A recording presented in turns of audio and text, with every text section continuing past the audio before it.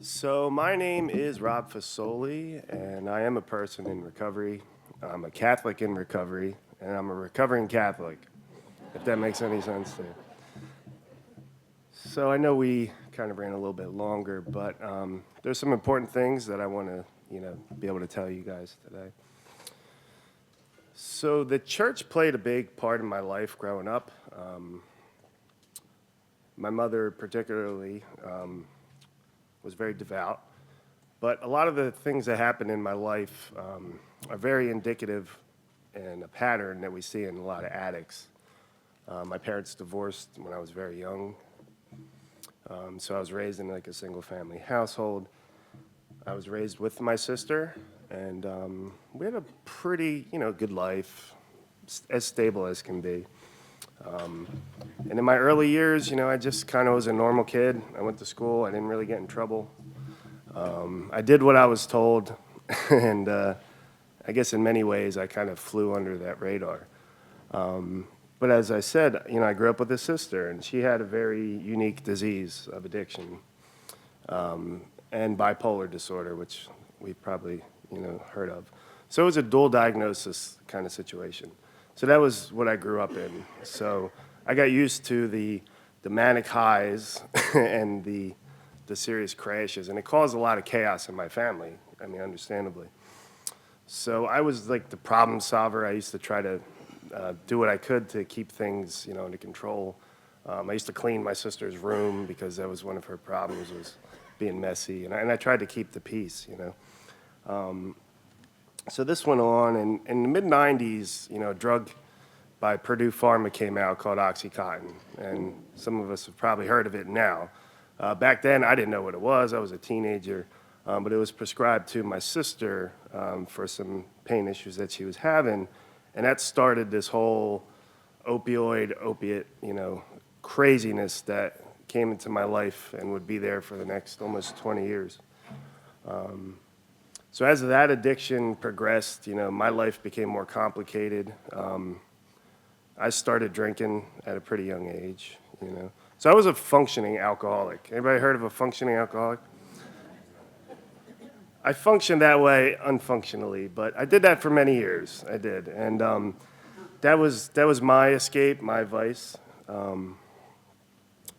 I saw what opiates and drugs were doing, and I looked down on drug addicts. I did, from a teenager on up until many years later. I looked down on drug addicts. I'm like, why do you have to do that? I just do this, and my habits didn't really get me in trouble too much at these times, so I couldn't understand it. And I moved out young, 18, had a job, got my own apartment, all these things. But my sister was very stunted because of her, diseases.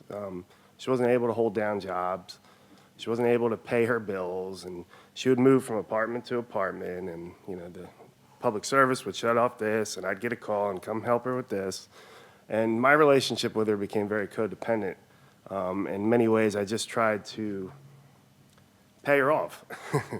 And we see that a lot with addicts in our families. I thought that I could, pay her bills, give her money, and then that was my part. And then I could live my peaceful alcoholic life. So free of consequences for many years. But, we know addiction's progressive, right? And her disease really escalated, and it transferred from those OxyContins to heroin. And it's an expensive habit, and it causes a lot of problems. We all, I'm sure in this room, know what heroin is and the effects it has.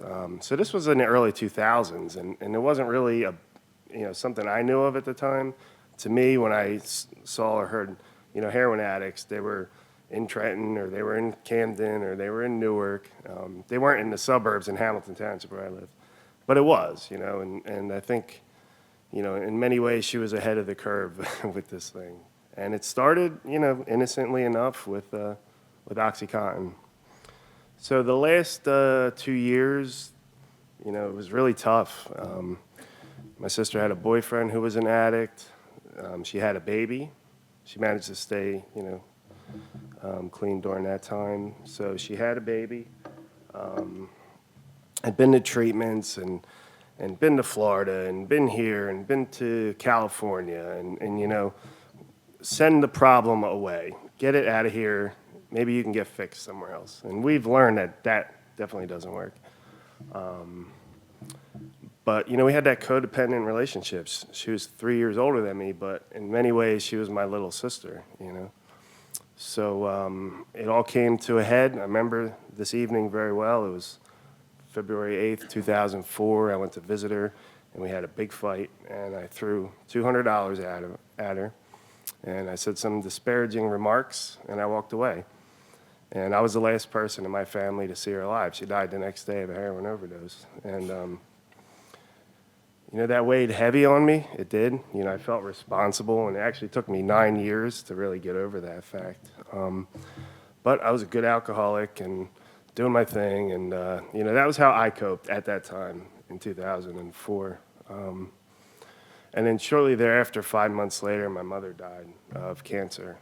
So it was 5 months apart. These two deaths hit me, and I searched for my answer in the bottom of a bottle. I did, and that's kind of my story. Less than a year later, I blew some discs out in my back. I go to the hospital, and they give me Percocet, OxyContin. And remember, I didn't like, I look down on drug addicts. I said, I don't do drugs. I'm an alcoholic, but I go legally to the store. As long as I'm not drinking and driving, I'm obeying the laws, and I'm doing everything I got to. So my journey into opiates, started then with a back injury, innocently enough. I had the addictive gene already, so it didn't take much for me to grab onto other substances. 9 years of darkness. That's, I don't want to talk too much about active addiction in my story, but it was bad. A lot of, low lows. And I had tried treatment centers, and I had tried psychologists, and I had tried all these things, except, for one, and that was my faith. And I think the faith of my father really is why I'm here today. My father never gave up on me, and he would always be giving me medals, St. Jude in particular, St. Michael. Today's a very special day for me. And I would carry them around, and people would, what is that? And I said, oh, it's St. Jude. It's a religious medal, And I think, that got me through. And he started bringing me places, and he started bringing me to the cathedral in Trenton. And I found a Carmelite monastery up in Flemington. I don't know if anybody's ever heard of it. It's a very small place. Go there. It's amazing. It's beautiful.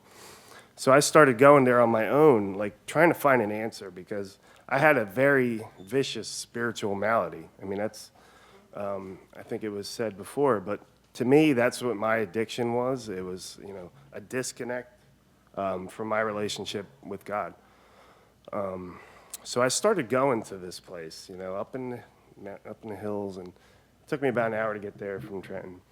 And, I would go there and just be by myself, and I wasn't clean and I wasn't sober, but I was trying to find some answers, And I was there one day, and they have a little chapel with like a little flagstone chapel and a couple chairs. There's not pews. It's very simple. And I was sitting there, and I was counting off Hail Mary. I was trying to do a rosary. I didn't even have a rosary bead. And the nuns there are cloistered, so you're not really supposed to see them. You could talk to them through a grate.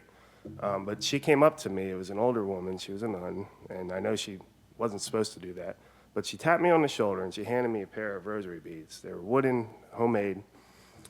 She didn't say anything. She just handed them to me, and she walked away. But, she touched my hand. And I've explained this to people, and they think I'm crazy, but I had, immense heat came through my body. And then she left, and I never saw her again. I probably talked to her because I do still go there, and I talk to them through the screens. But, that was a spiritual awakening for me, I guess you could say. And I started, putting time and effort into my faith, and I started going to Mass. And I wasn't clean and sober yet, I'll be honest. I was still I was trying to find a way.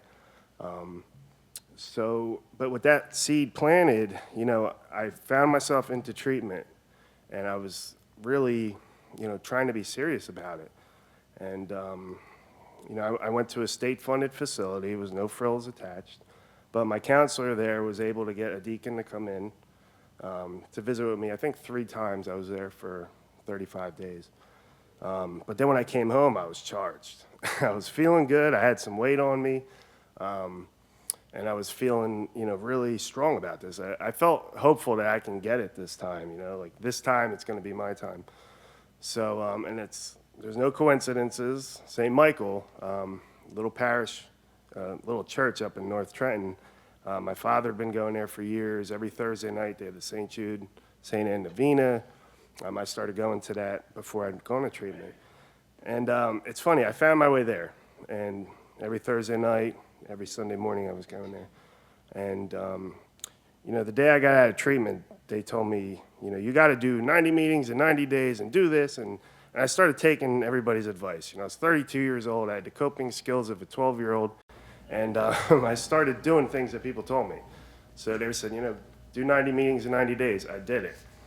They said, go to Mass for 90 days. I did it. 5 days a week, St. Mary's, uptown. They have a short Mass, so there's no excuses why you can't get there. It's at like 12:10, right, Bishop? It lasts 15, 20 minutes. You can work a job and do it on your lunch hour. I used to do it, so I'm expecting to see some of you there. And I basically lived at St. Michael's because there was an old caretaker, and he used to come open the door. His name was George. And I went up there when I was newly in recovery, and I says, look, I want to help out around here. It's an old church, very small. The pews are loose, and they squeak. And he says, sure, come in. So I come in, I have my tool bags. I have two tool bags. And he says, what are you doing with those? I said, I'm here to help. And he says, okay, great. Leave them there. He says, follow me. So I go in the basement. He shows me the bathrooms. He says, this is what we need help with. You're going to be cleaning the bathrooms. I said, what? I had a little bit of an ego problem, but I says, you know who I am? He said, yeah, you're a drunk. Can I do this? I said, okay, great.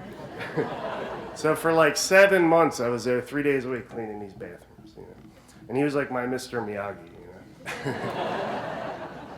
And the people there in the Novena family, they meet, every week, and then coming up is the Solemn Novena in October. They really took me in, They made me part of their family, like, really quickly. They would invite me out to dinners and stuff, and they didn't put drinks near me or anything like that. And, that's how, my faith really was built through the church. I belong to a 12-step fellowship. So many people helped me get to where I'm at today. Probably more people than is in this room. I have a sponsor. I have a big network. Kevin Mara, City of Angels. It's all part of my story, and this is we-covery. We do this together, and that's why I think when I first heard this idea about, recovery ministry, it intrigued me. It did, and I thought, this is great because this is what we do. We recover together. Today I'm, blessed to be able to volunteer with Kevin Mayer here at City of Angels. I found my way there somewhat early in recovery, and I started working with other addicts and alcoholics like myself. And, it's been a great ride. It really has. My sobriety date is January 22nd, 2013. And